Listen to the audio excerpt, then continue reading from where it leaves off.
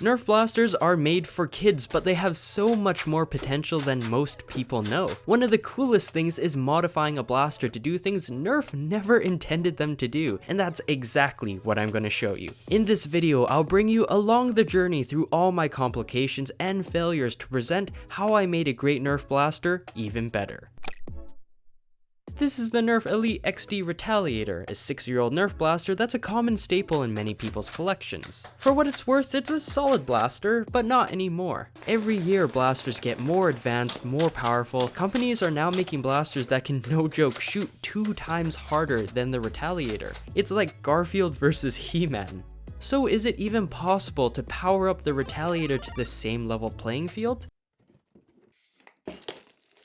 A while ago, Orange Mod Works, a company that specializes in Nerf blaster modification kits, sent me their $70 hybrid system, which, when installed, will be like injecting it with super soldier serum. This kit could change everything. I didn't know yet, but even that won't be enough to stop this project from challenging my creative process in ways I've never experienced before. At this point, I know what to do with the inside of the blaster, but how about the outside? The paint job is nice, yes, but I'm sure we can top this. If you've ever been to Vegas, you probably know about space spray paint art and how easy yet beautiful the results are. With this poster I bought on my trip in 2011 as reference, I thought to myself, is there a way to apply these same techniques to a Nerf blaster? If I could, it would be one of the most unique Nerf cosmetic mods out there, and I don't even know if it's been accomplished before. The biggest roadblock ahead of me is, how do I apply these spray paint techniques from flat paper to the plastic material of a toy?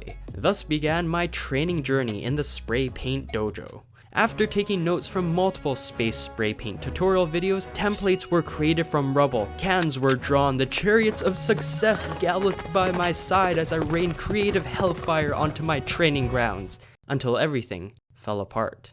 I had 4 techniques in my arsenal that I wanted to try, and one by one they faced the sword of reality, and the results were very not good. First, the planet technique. This involves layering different colors and imitating the texture of a planet using a plastic bag. Instead, the colors mixed into a nasty goop. Second, the nebula effect. Little spritz of colorful spray paint should replicate the look of a nebula in space, right? Unfortunately, executing perfectly placed sprays require the muscle control of a celestial being, and regrettably, I'm only human. Third, the cloud formation. I made these cloud cutouts in hopes of creating beautiful clouds that I've seen in videos. Instead, I produced something from like a terribly designed Nike shoe.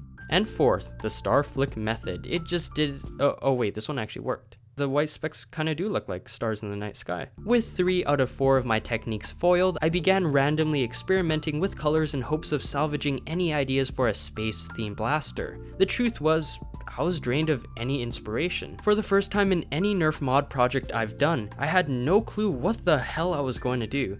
So, what now? I had to dig deep in my mind for design ideas long forgotten. After recruiting the power from all 7 of my brain cells, I finally found an old idea. One dream blaster color scheme that I've had for 7 years. A sci-fi tundra blaster. It's a mix of various inspirations from the 2013 movie Oblivion to Drax Oblivion mod to the Phantom Core or Stormtrooper color schemes. It's a lot, alright? I just think clean black and white looks super legit, but how about you? Do you prefer black and white or a little orange and blue instead? Let me know in the comments. I now have a general idea of what to do, but I still have challenges ahead of me. I kissed goodbye to the stock blaster as I began to disassemble it. This would be the last time it would just be an average Retaliator. Nerf blasters have a bunch of logos and warning labels on the shells, and I want to eliminate them from this plane of existence. Even with a Dremel, it takes quite a while just to whittle away at the plastic to get it flush. I easily spent 2 hours just on this. Then comes another hour of intense friction between sandpaper and plastic. Doing all this makes it easier for the spray paint to stick. Here's a freaky insect keeping me company the entire time. Also, if you're new, consider subscribing. The more subscribers we get, the more better Nerf content I can release for you, so please press that red button and bell icon. After washing and drying the pieces, I then applied a black primer coat to everything. Before applying white spray paint, I had to think hard about which part should be white or black because I want the 2 colors to be balanced throughout the shell. Not gonna lie, I hesitated too much thinking about all this and ended up procrastinating a lot. But when I finally made up my mind, I used an X-Acto knife and masking tape paint to cover up the parts I wanted to keep black. It's really time consuming because of how tedious it can get, but it's worth the result. Now it's time to paint everything back to white. It almost seems unintuitive since it looks like what it did before, but wait for it. Ooh, it's looking cleaner than a bottle of Purell. Good old frog tape gets the job done every time. I 100% recommend this. You can find it on Amazon and even get a free 30-day Amazon Prime trial using my affiliate link in the description. Question: how many more hours should I sink into this project? Yes. So I spent some quality time, just the Retaliator and me, to glow up its appearance with a little black enamel paint. We start to really flesh out the details of the shell in ways Nerf never did. These lines when painted will look sweet. So with these ones, I wanted to add a splash of color accenting, so I was like, oh yeah, a Kool-Aid Man red should be good, but then after some of that, it looked like blood and that scared me, so I quickly covered it up with the color of darkness. That's better. So much love and manly tears have gone into this, and the design was finally sealed once the clear coat was applied. Now, onward with upgrading the internals. I swear 50% of this process involved just lubing up everything. Here's a behind the scenes look at what it's like to figure out a mod while trying to capture everything on film. It's a clumsy yet necessary process to get this shot for you guys. I'm Nerf modification challenged, but even with my brain and a few stumbles, things are starting to come together. These Orange ModWorks pieces ensure there is minimal loss of air pressure, and the replacement with the stronger 7kg spring ensure we're getting significantly more punch out of the Retaliator. Is the final product better than the original plans I had for this project? You're going to find out right now.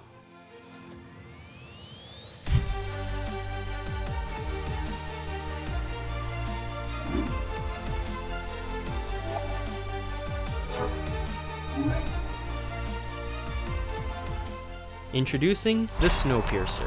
Crafted to withstand the frozen tundras of Nunavut, it can go further beyond anything the original Nerf Retaliator could achieve. Let me show you.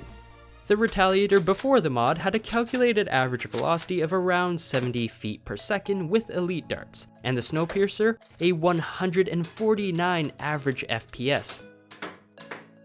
We have doubled the power of this blaster, and there's more. With this system, it's now compatible with half-length darts. Well, kind of. I'm disappointed to see that the blaster jams occasionally with my Gen 1 ACC and Dart Zone Pro short darts. At this point, I'm not sure if it's the internals or the darts at fault. But when they do fire, we get an average FPS of 146 for the Gen 1s and 145 for the Dart Zone Pro half-length darts. Unfortunately, this system isn't compatible with darts with thicker heads such as Adventure Force or AccuStrike darts. The darts with the best combo of accuracy and power were surprisingly these full-length ACC darts. You sacrifice some power with its 130 FPS average for a more enjoyable experience compared to the god-awful accuracy of elite darts. With the right darts, the Snowpiercer's performance is it's so much better. Despite the lack of a space spray paint design, we still got a slick cosmetic makeover and high performance results. I've said it before and I'll say it again, I'm not the best Nerf modder or artist, but I like to think that I can tell a decent story of how I made a great Nerf blaster even better. Watch the first episode of this series on the left to see another legit Nerf blaster mod. Orange ModWorks, check out their website for cool custom mod kits and parts.